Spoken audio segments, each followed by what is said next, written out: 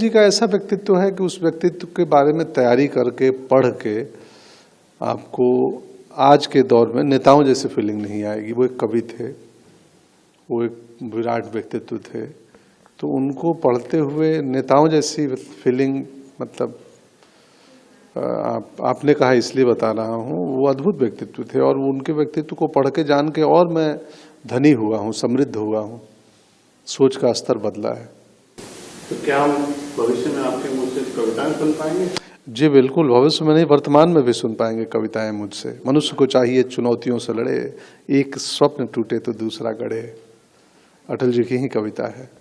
Serious note, Atal ji के विरोधी भी अटल जी के बारे में वो ऐसे राजनेता थे, उनके सिर्फ विरोधी नहीं, उनके धुर विरोधी, घोर विरोधी भी उनका सम्मान करते थे और उनके मर्यादा, संसदीय मर्यादा का पालन करते थे।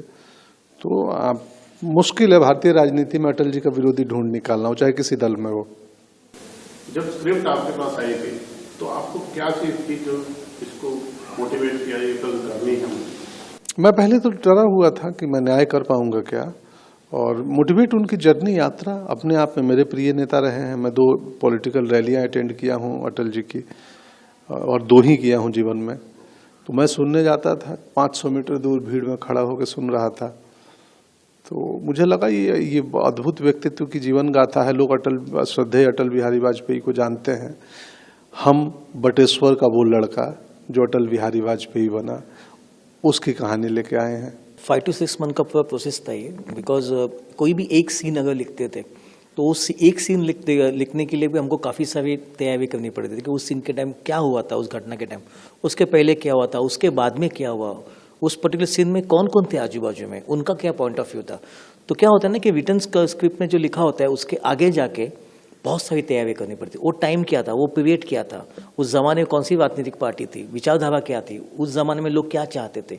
तो इस सभी बातों का ध्यान रखना पड़ता था। कोई हम एक सीन लिखते थे तो आई थिंक आप सोचिए जब एक पूरी स्क्रीन पे लिखा गई तो उसमें बहुत सारी वो छोटी छोटी बातों का विचार किया गया। आपको नटरंग जैसी आपने सुपर हिट फिल्म बनाई मराठी, फिर ये हिंदी फिल्म आप बनाएंगे, जो एक बार किसी एरिया में सफल हो जाए वो आदमी सोचता मैं इस लाइन को ना छोड़ूं, ये लीक मेरी हो गई। कैसे अटल जी का सब्जेक्ट कैसे आया आपके पास? एक्चुअली वो पूरा क्रेडिट मेरे निर्माताओं को है बेसिकली।